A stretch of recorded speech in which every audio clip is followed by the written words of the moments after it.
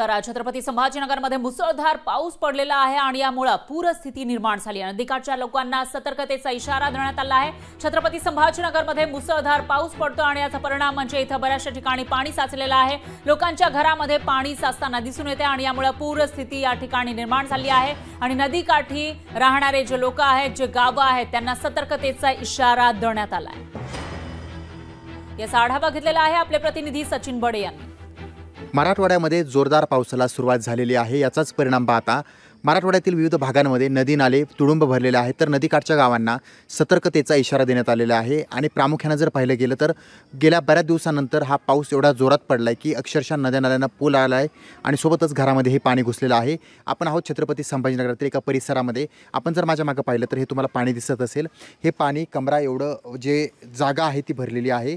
खाली खोली जर पाहिली गेली तर कमरा एवढी ही खोली या ठिकाणची पाहायला मिळते। मात्र हे एवढंच नाही तर बाहेरील पाणीसुद्धा काही जणांच्या निवासस्थानी आहे ते घुसल्याचं पाहायला मिळतंय। आता मी तुम्हाला दाखवतोय की काय सर्वसामान्य नागरिकांच्या घरातील परिस्थिती आहे, कसं त्यांना या पावसानं अक्षरशः बेजार करून सोडलंय, त्यांना त्रास होतोय। या ठिकाणी जर पाहिलं तर हे एक घर आहे, या घरामधील पाणी त्यांना हाताने काढावं लागतंय। संपूर्ण जीवनावश्यक साहित्य जे आहे ते पाण्यानं अक्षरशः भरलेलं आहे। आपल्यासोबत या ठिकाणी काही बांधव आहेत, आपण त्यांच्याशी संवाद साधूयात। काका, काय परिस्थिती आहे, काय झालं, पावसामुळे काय अडचण आली? अहो, एक अशी परिस्थिती झाली, इकडे हे लोकांना पाणी दाबलं, नंतर सगळं पाणी घरात शिरलंय।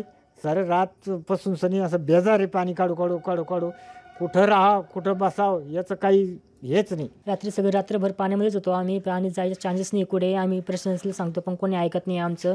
मी फक्त काल पण निवेदन गेलं होतं पण कोणी ऐकत नाही माझं। पण आम्ही रात्रभर जागे होतो पाण्यामुळे।